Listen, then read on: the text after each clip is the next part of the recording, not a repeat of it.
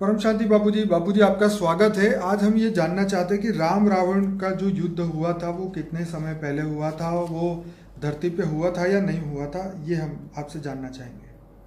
देखो, श्री राम त्रेता के अंत में हुए। त्रेता के अंत में श्री राम हुए, रावण को मारने के लिए उनका जन्म हुआ। अब राम और रावण का युद्ध हुआ था तो उनको हुए समय को लगाओ। देखो, सतयुग त्रेता द्वापर कलयुग हमारे शास्त्रों में लिखा है ना। सतयुग त्रेता द्वापर कलयुग, 4 युगों को पहले समझना पड़ेगा। कलयुग है 4,32,000 साल, द्वापर है 8,64,000 साल, इससे 3 गुना त्रेता और इससे 4 गुना सतयुग, मतलब 4 युग का टोटल है 43,20,000 ईयर्स। तो राम द्वापर के अंत में हुए, त्रेता के अंत में हुए ना। तो पूरा द्वापर माना 8,64,000 साल तो मिनिमम समझो ही समझो। और बाद में इससे कुछ आगे होंगे ना। त्रेता का अंत माना एकदम नजदीक तो नहीं होगा कोई, थोड़ा, क्योंकि उसी टाइम सतयुग में इंसान 1,00,000 साल की आयु बताई जाती है और त्रेता में भी 10 से 15,000 साल की आयु बताई जाती है। तो राम ने भी 12,000 साल राज किया था शास्त्रों के हिसाब से।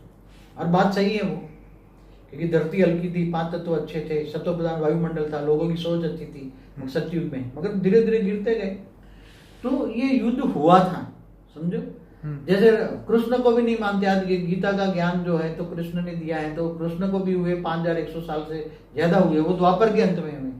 और राम और कृष्ण वो ऑलमाइटी अथॉरिटी के अवतार थे, न कि विष्णु के। विष्णु तो एक ब्रह्मांड का विष्णु, और महाविष्णु भी अनंत कोटि, मतलब गैलेक्सी में महाविष्णु रहता है, अनंत कोटि ब्रह्मांडों का वो पालनहार है, क्रिएटर नहीं है, समझ में आए, रचयिता नहीं है। तो अनंत कोटि ब्रह्मांडों का और एक ज्ञान सारा जो है वो हमारे वेद शास्त्रों में लिखा हुआ है, और हमारे जो शास्त्रों में लिखा हुआ है वो एक ब्रह्मांड की बातें हैं और ब्रह्मा विष्णु शिव शंकर की बातें हैं, और राम को भी विष्णु का अवतार बताया जाता है। तो ये राम और रावण का युद्ध क्या धरती पर हुआ था कि अंतरिक्ष में हुआ था, ये तो आपको बताना है। नहीं, मैं ये बता रहा हूँ कि आज तक तो ये समझ रहे थे वो जो महाभारत रामायण देखते हैं तो वो धरती पर युद्ध हुआ था, क्योंकि रावण तो तीनों लोक के नाथ था, त्रिलोकी नाथ। तीनों लोक में अपना दिव्य रथ निकाल के एक पल में चला जाता था। उसके बाद दिव्य रथ था, तो एक माया भी था। माया मतलब वो कहते थे एक पल में गायब हो जाता था, तीनों लोक में चला जाता था। अब राम तो धरती पर साधारण मनुष्य अवतार में थे ना, वो तो साधारण मनुष्य अवतार थे। और राम के पास तो सेना कौन सी थी? बंदरों की। क्या थी? उसके अंदर बंदर की सेना थी। मगर बंदर कौन थे? ये देवता अवतार लेकर आए थे, देवता ऊपर थे। अवतार माना उसका एक सेल से अवतार होते हैं। सेल माना ऊपर, जैसे विष्णु होता है, विष्णु का अवतार होता है, तो विष्णु का एक सेल से अवतार होता है। विष्णु तो ऊपर रहता है विष्णुपुरी में, वो खुद नहीं आता, उसका एक अवतार होता है। तो जैसे ऑलमाइटी अथॉरिटी है, ये ऊंचते ऊंच परम धाम में, बेहद की कला के परम धाम में वो ऑलमाइटी अथॉरिटी रहता है, तो उसके अवतार एक सेल होते हैं, समझ में आए? जैसे राम और कृष्ण ऑलमाइटी अथॉरिटी के अवतार, तो एक सेल है। तो साकार में जो ये युद्ध बताया जाता है ना राम और रावण का, वास्तव में मैंने अपनी आत्म स्वरूप में स्थित होकर मैंने एक बार इमर्ज किया था। वास्तव में रावण को कहाँ मारा था राम ने? जब उसको ज्ञान था, विभीषण ने उसको ज्ञान दिया था कि वो ऐसे सिर काट रहा था, तो सिर नहीं, धरती पर सिर कट जाते थे, एक आ जाता था, क्योंकि उसको वरदान मिला था। इसलिए रावण के पास 10 सिर की शक्ति थी। मगर उसकी जो शक्ति, रावण की जो शक्ति थी, उसकी नाभि में थी। उसकी शक्ति तो आत्मा में होती है। देखो, एक बात बताओ, हर कोई मनुष्य की शक्ति उसकी आत्मा में होती है ना? बिल्कुल। कि नाभि में होती है? आत्मा में होती है ना। नाभि तो एक सिंबॉलिक है। नाभि तो एक बैलेंसिंग है। नहीं, ये लोग ये कहते हैं कि बच्चे की मतलब नाभि से ही पूरा शरीर बनता है। हाँ, मतलब वो माँ का, वो उससे कनेक्शन हो जाता है नाभि से। वही। मगर जो हमारी नाभि में तो कौन सा, ये जो चक्र वाले भी बताते हैं ना, चक्र वाले, तो कौन सा चक्र है नाभि में? नाभि कौन सा चक्र है? मूलाधार। नीचे मूलाधार से शुरू होता है नीचे का चक्र। तो ये तो चक्र है, नाभि की शक्ति। तो उसको क्यों बताया कि नाभि में शक्ति छुपाई हुई है? नाभि में अमृत है, ऐसा बता। नाभि में अमृत है। तो उसको जो वरदान मिला था शिव का, महादेव का, वो उसकी सारी शक्ति उसने आत्मा में नहीं रखी थी। ओके। उसने सारी शक्तियों को, अपनी सारी शक्तियां, आत्मा की शक्तियां नीचे अपनी नाभि में छुपा दी थी, ताकि वो कोई जान न पाए। और वही केवल विभीषण ही जानता था। इसलिए तो वो दिव्य रथ लेके तीनों लोक में गायब हो गए। राम तो धरती पर थे, अब क्या किया जाए, ऊपर से बाण छोड़ रहा था। उसी टाइम देवता ने, अंतरिक्ष से देवता देख रहे थे, राम और रावण का युद्ध देवता ऊपर अंतरिक्ष से देख रहे थे। तो उन्होंने, देवताओं ने दिव्य रथ राम को भेजा।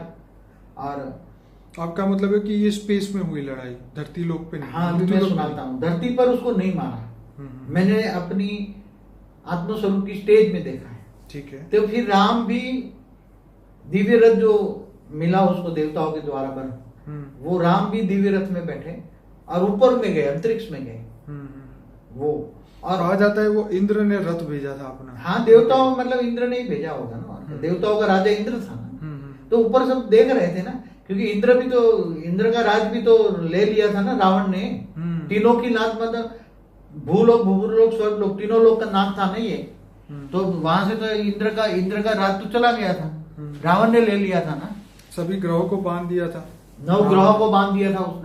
तो सोचो 9 ग्रहों तक उसका राज होगा ना, जब ग्रह धरती पर कहीं घूमने फिरने आए होंगे अपने अपने ग्रह, शुक्र, शनि, मंगल, उसी टाइम जो थे ना, बिल्कुल शुक्र, मंगल, तो सब अपने अपने ग्रहों पर रहते थे, गुरु, बृहस्पति, सब। तो सारे ग्रहों का उसने बांध दिया था। और अपनी ये जो सोता था ना, वो खटिया, सोने वाली खटिया के पास में बैठा। और शनि को तो इतना मारता था, पीटता था, शनि महाराज को इतना मारता पीटता, जब उसको गुस्सा आता कोई दूसरी बात पे, तो सारा गुस्सा शनि पे निकालता था। ये तो हनुमान जी आए, जिसको शिव का 11वां अवतार मानते हैं, और उन्होंने आके उसको, शनि को छुड़ाया, ग्रहों को छुड़ाया।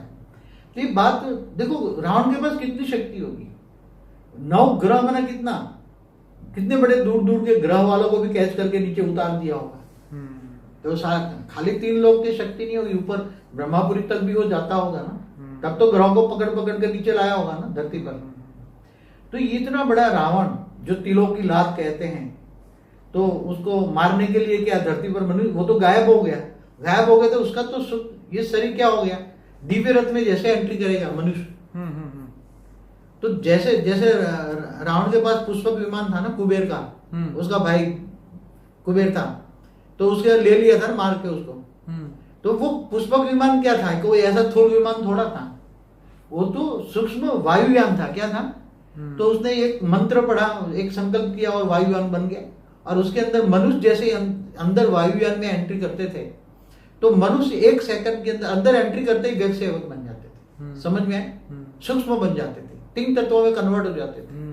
पहले भी देवी देवता भी धरती पर आते थे ना, फिर वो अवतर 1 सेकंड में अव्यक्त से आकर व्यक्त हो जाते थे। व्यक्त माना 5 तत्व, और 5 तत्वों से 1 सेकंड में व्यक्त होकर चले जाते थे।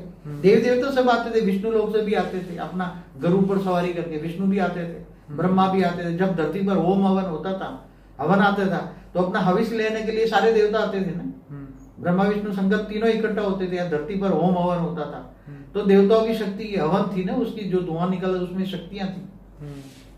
तो जब हवन खत्म हो जाते, असुर नहीं करने देते थे, तो देवताओं की शक्ति खत्म हो जाती थी, क्षीण हो जाते थे देवता। फिर असुर उस पर कंट्रोल करके इंद्र को भाग जाते थे। तो कई बार देव और असुर हुए, देवता और असुरों का संग्राम कई बार हुआ, हमेशा होता रहता है इस ब्रह्मांड में, देवता और असुरों। इसका कारण यही है ना, क्योंकि असुरों का भगवान शंकर थे, महादेव थे, और देवताओं का गुरु विष्णु थे। तो दोनों का देवता का असुरों, क्योंकि वो विष्णु को मानते थे और शंकर को माने थे, तो शिवपंथी और वैष्णवपंथी को हमेशा लड़ाई हुई है यहाँ धरती पर। तो ये राम और रावण की बात करते हैं कि रावण तो अपना दिव्य रथ लेकर वो तीनों लोक में चला गया, ऊपर के लोकों में चला गया। हाँ, उसको पता है कि राम तो मेरे को मारने के लिए मनुष्य अवतार में है, मनुष्य है, साधारण मनुष्य है, वो क्या मेरे को मारेगा। इसलिए तो हमेशा कहता था राम मेरे को मारेगा, हंसता था, क्या राम मारेगा मेरे को, क्या राम मारेगा। मगर राम को जब दिव्य रथ मिला, तो दिव्य रथ लेकर वो भी रावण के पीछे भागे, और वहां उनके पास राम के पास भी दिव्यास्त्र थे। दिव्यास्त्र में सबसे बड़ा दिव्यास्त्र था कि जो ब्रह्मास्त्र कहते हैं।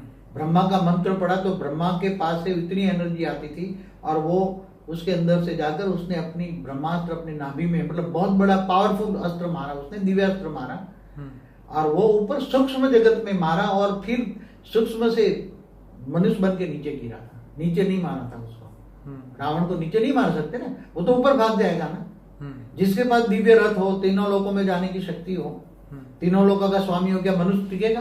मनुष्य धरती पर टिकेगा। ये कॉमन सेंस की बात है ना। लोगों को सोचना चाहिए। अब दुनिया बदल गई है, सोचनी बदल, विचार सागर मंथन करो, ज्ञान लो, ज्ञान मार्ग में चलो। भक्ति और ज्ञान में जमीन आसमान का अंतर है। ज्ञान माना आत्मस्वरूप में स्थित होकर ऑलमाइटी ऑथोरिटी, माना बेहद के कला के परम धाम में जो ऑलमाइटी ऑथोरिटी रहता है उससे पावर लो, आत्मस्वरूप बनो, आत्मा की पावर लो और सारे स्थूल सूक्ष्म कारण शरीर को चार्ज करो। तो नई दुनिया के लिए नया ज्ञान चाहिए। अब पुरानी ये सब कुछ हमारे हिस्ट्री हो गई है, मगर हिस्ट्रियों से पढ़ के सीखो कुछ। मगर हमारे शास्त्रों में जो बातें लिखी है, ब्रह्मा विष्णु शिव शंकर की कहानी, एक ब्रह्मांड की बात है, थोड़ी कुछ अनंत कोटि ब्रह्मांडों की भी बात लिखी है हमारे शास्त्रों में, पहले लिखी थी, मगर लोग समझ नहीं पाए, इसलिए अनंत कोटि ब्रह्मांड का शब्द ही धीरे धीरे डिलेट हो गया। शास्त्रों में भी ज्ञान एडिशन ऑल्ट्रेशन बहुत हुआ है। बाकी हमारे ब्रह्मांड की कहानी तो ब्रह्मा शुरू हुआ तब से ब्रह्मा के 50 साल की कहानी, माना ये 1555 खरब साल की कहानी है, हिस्ट्री है, उसमें तो बेहिसाब ज्ञान है। इसलिए राम रावण को जो नहीं मानते, एक काल्पनिक कहानी कह देते या कृष्ण को भी नहीं मानते, वो मैं समझता हूँ कि वो आत्मा में वो समझने की शक्ति नहीं है। आत्मा की कैपेसिटी डाउन है, एकदम हल्की क्वालिटी की आत्मा है। जो हाई क्वालिटी आत्मा है, जो हाई क्वालिटी आत्मा है, वो तो सब देखेंगे। आज साइंस कितना डेवलप हो रहा है, कौन डेवलप करा रहा है, कौन करा रहा है। आजकल राजाशाही से डेमोक्रेसी क्यों आई, किसने कराया? ये सब राजाशाही क्यों खत्म हो गई, डेमोक्रेसी क्यों आई? धर्म सब परिवर्तन हो गया ना।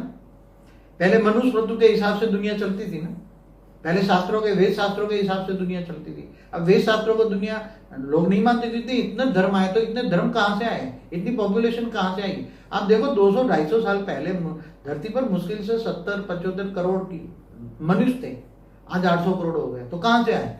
आए तो अंतरिक्ष से आए ना। मैंने कई वीडियो में बोला है, दूर दूर से गैलेक्सी यूनिवर्स से, ग्रेट यूनिवर्स से आए हुए हैं। आप सुनिए। तो बापूजी, मैं सभी श्रोताओं को कहूँगा कि बापूजी का एक प्लेलिस्ट है, वैसे तो 20-25 प्लेलिस्ट है। सबसे पहला नए लोगों के लिए फॉर द बिगिनर करके प्लेलिस्ट है, जिसमें 16-17 वीडियोस है। दूसरा प्लेलिस्ट जो कि बहुत इंपॉर्टेंट है, उसका नाम है अनस्पोकन ट्रूथ, जिसमें 120 से ज़्यादा वीडियोस हैं। तो ये वीडियोस को आप शुरुआत करिए, यहाँ से पहले ज्ञान सुनना शुरू करिए और धीरे धीरे हमारे अलग अलग प्लेलिस्ट, लाइफ आफ्टर डेथ के, स्पिरिचुअल के और ब्रह्मांड के क्रिएशन से रिलेटेड बहुत सारे वीडियोस हैं, जो हमारे पॉपुलर वीडियो की लिस्ट जो है हमारे चैनल पे आपको मिल जाएगी।